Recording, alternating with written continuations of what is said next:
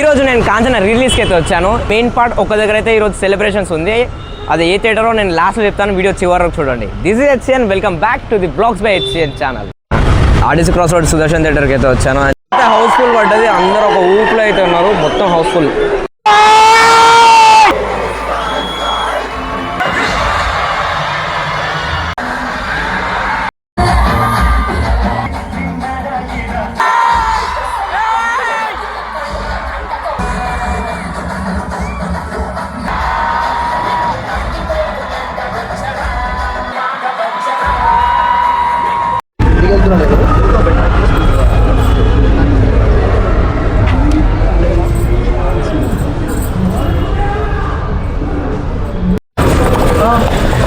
ఒక అన్న కూడా గెటప్లో అయితే ఇచ్చారు.